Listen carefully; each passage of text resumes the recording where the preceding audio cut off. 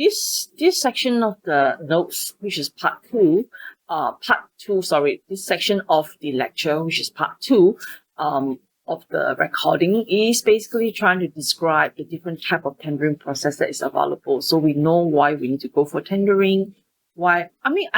Tendering, I think, is going to be used on a very broad kind of manner. It's not just tender, like bidding, proposals, all these things are part of, a form of tendering as well, or bidding. We can call it bidding.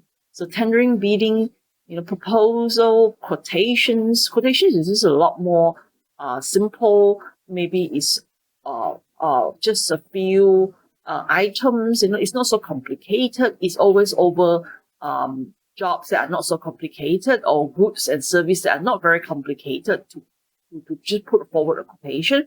But tendering and bidding will involve a fair bit of documentation, filling out a fair bit of paperwork, and preparing the paperwork for the contractor, the service provider, to read through and understand, compared to proposal, which is even bigger. Proposal is like you almost have nothing that is going to be given to the service provider, and then they have to come up with something, you see, and which can include designs as well, in circumstances of schematic design in circumstances, and then put forward to the owner of the project, to actually evaluate. So you can see the level of complication, between quotation, tenders, bids, and also proposals. So these are like going up in the level of complication. But of course, they are all under that title of tender. So when I use the word tender, don't just think of that middle part, it's actually everything. See? So open tender, there's a few types of tendering methods. So different type of procurement strategy with different contract type will suit different type of tendering method. So we have to understand there are a few variations in tendering methods, few types of tendering methods that are available in the industry. Okay. And one of them being open tender.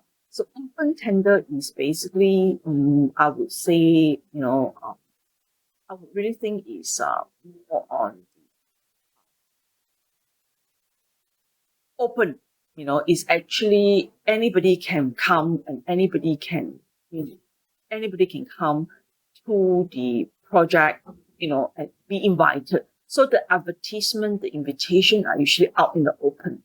It's like you calling out and say, hey, I've got a job here. So open tender is really the one that offers the greatest competition, because you are actually announcing that you have a project to the widest audience possible, through newspapers, through internet, through your own company website, the own notice board, and you're trying to announce it to as many people as possible. But obviously, you also put in some form of requirement inside there, like what type of contractor can come and tender, and what license must they have. And that sort of limits that you put on will limit the people who is qualified to come to you see. And these type of methods are usually quite big. You get a big audience because you want a big audience. So you may get 10, 15, 20 tenderers even, to come in and actually get the documents from you, to go back and do the processes of quotations and all that before they submit the pricing and submit back the necessary documents and supporting documents to the client, and the client will evaluate. So it's open tender. The word open will tell you that it's actually given notice to the widest audience possible, but with limitations. Okay. In a way, if you want to really limit it, you can do a pre-qualification tender. When you have a pre-qualification, you are essentially going to just send invitation to certain people, or let me don't get this right. Let me get this better. Pre-qualification is you open up to many people, but then they will come back to you with some form of company background, company profiles, what they have in their organization, to be pre-qualified first, you see. And that is different from selective tendering, which I will explain in the next section.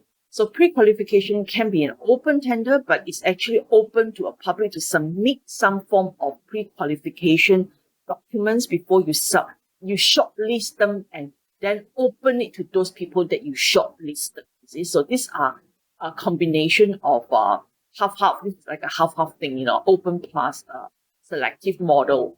Okay, a full selective model is in the next slide, which is you go by invitation. You already check, go through, in your company's list, who are the good ones, who are the not so good ones. You went through with your designers, professionals, and you actually obtain it from maybe the government agency.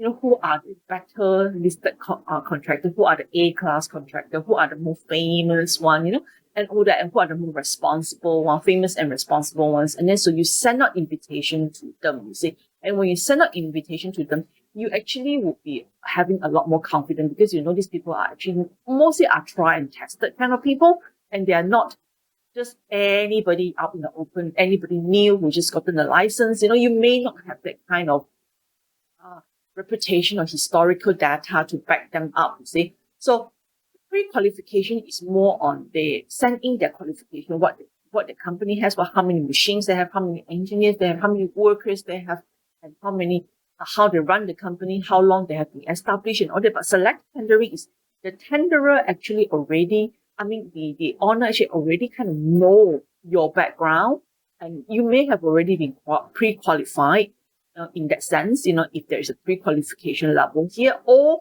you already know these people, they are your usual people, and you just want to do an open, you just want to make a competition of some sort between them. You see? So this, depending on the nature of the contract, it is really suitable for jobs that are maybe higher complexities with some form of you need to have some track record, historical data, meaning that group of people must be really good at that job. See? So you want to do selective tendering because of that. The rest of the tendering procedures are the same. It's just the mode of openness is different. You see, the mode of open is open. The mode of selective is you actually go through what you have and understand what they are like first before you invite them. And if you put in pre-qualification, you actually open up to invite everybody to submit their profile, to submit. You may not know who's the good ones, but you just want to go for maybe A-class, all the A-class contractors, submit your pre-qualification. So go and submit your qualification, submit your whatever, your company data, your even bank statements, and then what are the cash flow like and all that. And then you select from there to do invitation. So these three things like open, pre-qualification, and selective, I would say that, open and selective is probably at the, two ends kind of thing, through two minor ends with pre-qualification in the middle kind of thing. Whether you want to activate that or not is entirely up to you as the owner of the job. Depends on the capacities of the company, how much of in-house capacities you have to access all these things, and if you just want to go for a big open tender, go for it. There's nothing wrong with that, but it's just that you have to know the requirement cycles, what is the nature of the project before you proceed on and open it up. When you open up, it may be a lot of people coming in, there may be a lot of work for you to actually go through everybody's documents later on. Okay, and yeah, sometimes creating a lot of competition may not help get the best value contractor, meaning that there may be too much to choose from. When you don't have so much choice, you may be having a tendency to pick the better ones. But when you have a lot of choice, then you will probably feel like, wow, too many choice, and then end up not getting the best ever. So yeah, I will stop here.